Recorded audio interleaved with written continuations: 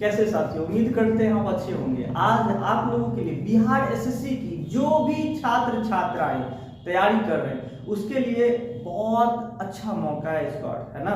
12,000 से अधिक वैकेंसी है और इसमें हम बता दें कि सिलेबस आपको पहले बता चुके थे। इस एग्जाम में, इस परीक्षा में एक विषय का बहुत ही बड़ा योगदान रहने वाला है और वो विषय है आपका रीजनिंग, जो टोटल 50 क्वेश्चन उससे पूछे जाने वाला है और 200 अंकों का रहेगा, है ना। तो मैंने रीजनिंग में कौन कौन सा चैप्टर से क्वेश्चन पूछेगा ये आप लोगों को बता दूं। आज से हम लोग चैप्टर वाइज स्टार्ट करते हैं ना। एक रीजनिंग का जो बेसिक चैप्टर है कह सकते हैं, जिसका पूरे रीजनिंग में यूज होगा, वो अल्फाबेट है।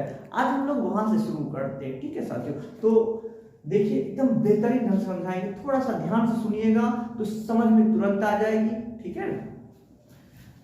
सब्जेक्ट आपका रीजनिंग है।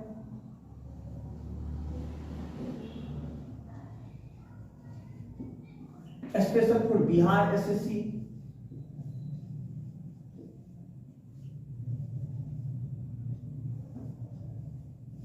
बात करेंगे कि सर पूछेगा कितना, है ना। पूछता है कितना, तो मैंने अभी बताया 50 क्वेश्चन पूछे जाएंगे। प्रत्येक क्वेश्चन आपका 4 अंक का होगा। इस प्रकार से टोटल 200 अंक का केवल और केवल रीजनिंग हो जाएंगे, है ना। रीजनिंग का सिलेबस कौन कौन सा चैप्टर रहेगा पिछले वीडियो मैंने बताया था, जिनको नहीं समझ में आया देख लीजिएगा। आज हम लोग पहला चैप्टर स्टार्ट करते हैं और बेसिक चैप्टर ये समझ में आ गया तो फिर 200 नंबर लाना बहुत हलवा हो जाएगा, ठीक है ना।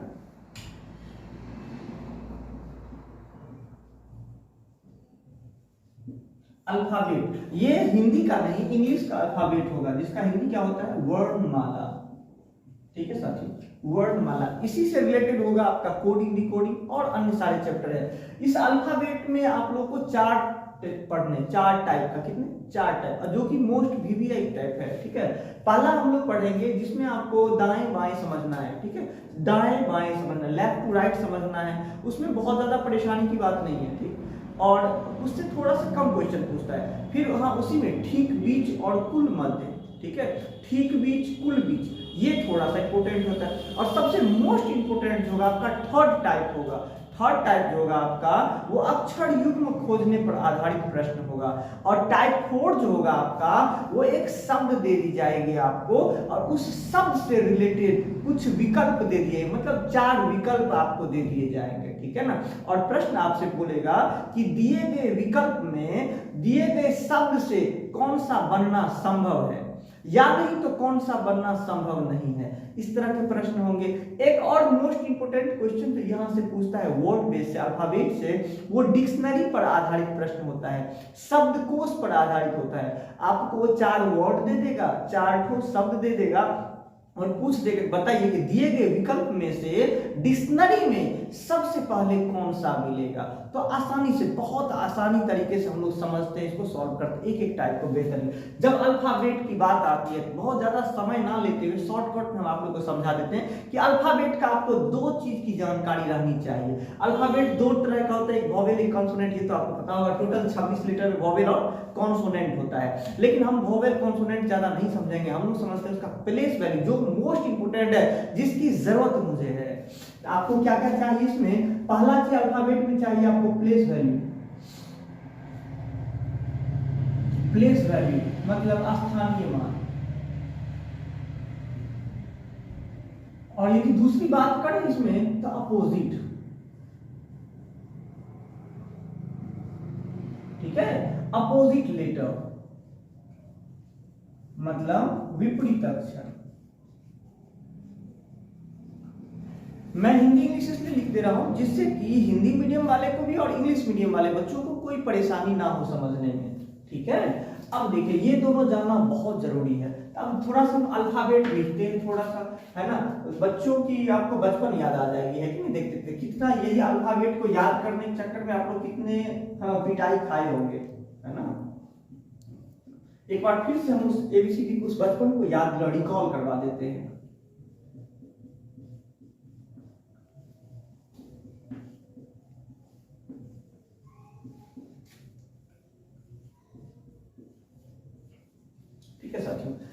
अल्फाबेट में, ये था आपका, ये है आपका अल्फाबेट। इसमें जो होता है, हम लोग जो पढ़ते हैं ये वाला, इधर से पढ़ते हैं, ए से पढ़ते हैं, ए से पढ़ते हैं, तो इस भाग को बायां भाग कहा जाता है साथियों। क्या?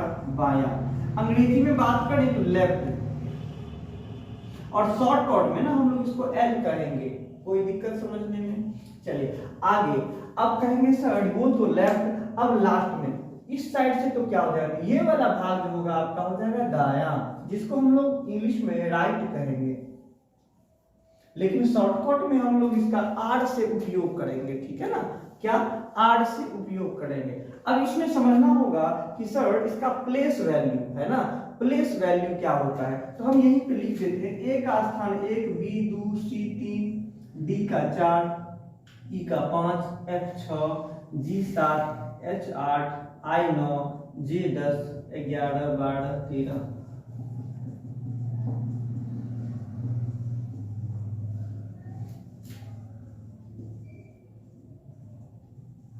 ठीक है साथियों, ये हो गया आपका प्लेस वैल्यू। इसका जो है सिंपल सा तरीका, यदि नहीं याद हो रहा है, इसका दो तरीका है याद करने का।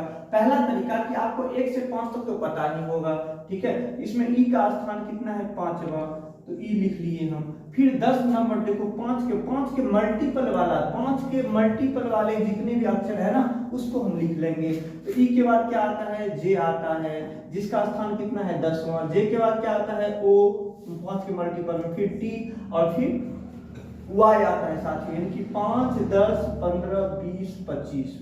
ये 5 के मल्टीपल में अंग्रेजी वर्णमाला के अक्षर आ गए, जिसको याद करना बहुत ही आसान हो जाएगा। जिसमें ई का स्थान 5वां, जे का स्थान 10, ओ का स्थान 15, टी का 20, वाई का 25 आ गया। ठीक है। यदि फिर भी नहीं समझ में आया तो कुछ और समझ लीजिए। सर जी 6 नंबर पे क्या होगा, थोड़ा समझना। यदि हम एफ को हम इस तरह से ब्लॉक कर दें तो 6 हो गया ना, बिल्कुल हो गया सर। यदि 7 की बात करें तो आप दिख रहा होगा ये वाला पोर्शन, यदि इसमें हम थोड़ी सी लकीर खींचे तो ये 7 बन गया क्या? बिल्कुल बन गया सर। 8 की यदि हम बात करें, एच का देखो, दोनों भाग यदि हम बंद कर दें एच हो गया, एच क्या बन गया? 8 बन गया। यदि 9 की बात करें सर कि आई 9 पे, तो आई के पीछे यदि हम एक लड्डू लगा दें तो ये 9 हो गया ना, ये 9 हो गया। और जे तो सर आप बता ही दिए 10, है ना। इस प्रकार से अंग्रेजी वर्णमाला का 1 से 26 तक याद करने में आपको सहूलियत, बहुत कोई दिक्कत नहीं होगी। पहला वाला 1 और अंतिम वाला 26 पे। इसको इससे आगे बढ़ने से पहले थोड़ा सा बेसिक और हम बता दें आपको। जब हम अल्फाबेट की बात करते हैं तो अल्फाबेट यानी कि ए से जेड, अल्फाबेट यानी कि ए से जेड तक, ए से जेड तक टोटल इसमें जो लेटर होता है वो कितना है? 26 लेटर है। ठीक है ना, टोटल 26 लेटर है। इस 26 लेटर में जो ए से जेड तक है इसको हम लोग पढ़ते हैं यूजुअल ऑर्डर। ठीक है साथियों, यूजुअल ऑर्डर मतलब सामान्य क्रम, सामान्य क्रम। ठीक है। अब बोलेंगे सर क्या यूजुअल ऑर्डर सामान्य क्रम आप क्यों लिखे हैं? क्यों भाई? इसलिए मैंने लिखा सामान्य क्रम क्योंकि इसका विपरीत भी आपसे पूछा जाएगा। यानी कि सर विपरीत करने का मतलब ए से जेड तक, यानी कि जेड से ए, जेड से ए, इसमें भी 26 ही लेटर है, लेकिन उसका क्या किया? विपरीत कर दिया। विपरीत करके भी आपसे क्वेश्चन पूछा जाएगा। इसको हम कहते हैं, इंग्लिश में बात करें, रिवर्स ऑर्डर।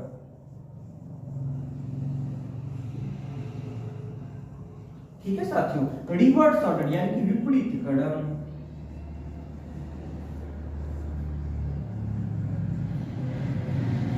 विपरीत क्रम क्या कहेंगे इसको? रिवर्स ऑर्डर यानी कि विपरीत क्रम इसको कहेंगे। ठीक है ना। अब कहेंगे सर इतना पे काम खत्म क्या? बिल्कुल नहीं। जब ये 26 लेटर को आपको फर्स्ट समान क्रम और विपरीत के अलावा इसको दो भाग में, दो आधे भाग में बांटकर आपको पढ़ना होगा। ठीक है ना। अब बोलेंगे सर ये कैसे पॉसिबल है? तो बिल्कुल पॉसिबल है। यहाँ पे 26 को हम दो भाग में तोड़ेंगे तो 13 के दो भाग में बांट देंगे। ठीक है ना। इसको कहते हैं आधा आधा भाग। तो सर कौन सा आधा भाग? इसको कहेंगे प्रथम आधा भाग। क्या कहेंगे? प्रथम आधा भाग। तो जाहिर सी बात है सर दूसरा आधा भाग, ये इसको क्या कहेंगे? तो दूसरा आधा भाग या द्वितीय आधा भाग। जो इंग्लिश मीडियम के बच्चे हैं उनको थोड़ी समस्या होगी तो हम इंग्लिश में भी लिख देते हैं। इसको कहते हैं फर्स्ट हाफ, इसको कहते हैं सेकेंड हाफ। ठीक है, अब समस्या नहीं हो रही होगी।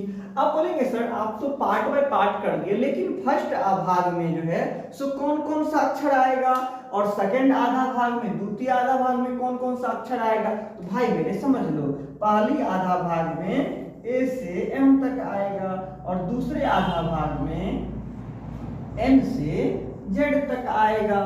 ठीक है, पहले आधे भाग में ए से एम, दूसरे में एन से जेड आएगा। अब देख लो, बोलेंगे सर सामान्य क्रम में तो आपने पूरा पूरा लिख दिया इसको, क्या प्रथम आधा भाग को द्वितीय आधा भाग को भी रिवर्स में देके पूछ सकता है क्वेश्चन, क्या विपरीत में देके क्वेश्चन पूछ सकता है क्या। तो बिल्कुल आपका मन में जो प्रश्न उठ रहा है ना, बिल्कुल वो जायज है, बिल्कुल वो पूछ सकता है। ठीक है ना, बिल्कुल वो पूछ सकता है। तो कैसे पूछेगा, तो सर प्रथम, इसको कहते हैं प्रथम आधा विपरीत भाग, यानी कि कह सकते हैं सर इसी को प्रथम आधा को विपरीत यदि कर दें तो क्या हो जाएगा, प्रथम आधा विपरीत भाग। ठीक है, और ये क्या हो जाएगा, तो सर द्वितीय आधा विपरीत भाग। यानी कि कहने का मतलब ये, इसमें हम इंग्लिश में बात करें, ये क्या हो जाएगा, फर्स्ट हाफ रिवर्स। ठीक है, और ये क्या हो जाएगा, सेकेंड हाफ रिवर्स। ये क्या हो जाएगा, सेकेंड हाफ। ठीक है साथियों, ये हो गया सेकेंड हाफ रिवर्स, है ना।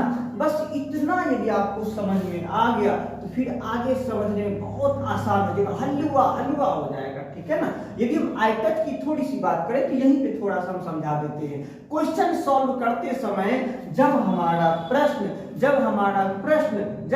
प्रश्न में जो डाटा दिया गया होगा उसको कैलकुलेट करने पर यदि प्रथम आधा भाग में आ जाए तो आई टच मेथड से जो हम लोग सॉल्व करेंगे ना, वो आई टच मेथड जो हमारा होगा, डायरेक्ट एबीसीडी लिखने का झंझट खत्म, है ना। यदि हम वो तरीका अपनाते हैं, हमेशा क्या करोगे आप, 14 माइनस जो आपका प्रथम आधा भाग में डाटा आएगा, 1 से 13 के बीच में जो डाटा आएगा ना, उसको घटा देना। ठीक है, हम यहाँ पे मान लेते हैं कुछ भी, मान लो हम यहाँ पे छोटा x मान लेते हैं। ठीक है ना, ये छोटा x मान लेते हैं, मतलब जो डाटा हमको आएगा उसको हम 14 में से क्या करेंगे, घटा देंगे। ठीक है ना, चलिए अभी यदि नहीं समझ में आ रहा होगा तो मेरे भाई टेंशन मत लो। ठीक है, थोड़ी देर में, है ना, जब क्वेश्चन पे आएंगे तो सब क्लियर समझ में आएगा। यदि आप यहां से एग्जिट हो जाते हो, आप बैक हो जाते हो, है ना, वीडियो देखना बंद कर देते हो, तो बिल्कुल आगे तो और कुछ भी समझ में नहीं आने वाला है। और यदि थोड़ा सा सब्र कर लोगे ना तो बहुत बेहतरीन ढंग से आपको समझ में आ जाएगा। ठीक है ना, चलिए आगे। सर आप लोग के मन में फिर से एक क्वेश्चन आता होगा कि सर आपने तो कह दिया कि जब प्रथम आधा भाग में हमारा प्रश्न वाला डाटा का जो कैलकुलेट करने पे आ जाए तो 14 में से घटाकर आंसर प्राप्त कर लेंगे, लेकिन जब द्वितीय विपरीत आधा भाग में हमारा डाटा आ जाए, मतलब 14 से 26 के मध्य में जब हमारा डाटा आ जाए कैलकुलेट करने के बाद, तब हम लोग तो रिवर्स पढ़ने आता नहीं है, तो कैसे आंसर प्राप्त करेंगे। उसके लिए भी मेरे पास दवा है, कहते हैं ना आई टच। तो ऐसे ही मैंने नहीं बोल दिया आपको आई टच, इसका भी आई टच है। आप क्या करोगे ना, 40 में से घटाकर आंसर प्राप्त कर लोगे। ठीक है, क्या करोगे आप, 40 में से घटाकर आंसर प्राप्त कर लोगे। साथियों 40 में से घटाकर आंसर प्राप्त कर लेना। ठीक है, 40 में से घटाकर आंसर प्राप्त कर लेना। उम्मीद करते इतना सारा कुछ समझ में आ गया होगा। इसके बाद छोटा सा पॉइंट पे फिर से हम लोग बैठ जाएंगे। अभी पहले थ्योरी आपको करूंगा, रीजनिंग का इस तरह से सिलेबस आपको पूरे YouTube पे कहीं नहीं मिलेगा, है ना। बेहतरीन ढंग से मैं आपको बता रहा हूँ। आपको इस तरह से पढ़ाई के लिए आपको पेड कोर्स ज्वाइन करना होता है। मैं आपको फ्री ऑफ कॉस्ट रीजनिंग जो है सो बिहार एसएससी का बताने वाला हूँ। ये सिर्फ बिहार एसएससी में, आगे की भी कॉम्पिटिटिव एग्जाम में आपको काम आने वाला है। ठीक है ना। तो चलिए फिर आप देख लेते हैं। आप बोलेंगे सर क्या बताने वाले हो आप, तो एक तो प्लेस वैल्यू मैंने बता दिया। अब आपको एक बेहतरीन तरीका बता रहा हूं, किसका, थोड़ा सा अपोजिट याद करने का। अपोजिट याद करने का एक रामबाण तरीका बताने जा रहे हैं, विपरीत अक्षर याद करने का जबरदस्त तरीका बताने जा रहे हैं। आप जिंदगी भर नहीं कभी भूल पाओगे, ऐसा तरीका मैं अल्फाबेट का बताने जा रहा हूं। जिंदगी भर कभी नहीं भूल पाएंगे आप, जिंदगी में कभी नहीं भूल पाएंगे आप अल्फाबेट के लेटर का अपोजिट लेटर। ठीक है, तो देखते हैं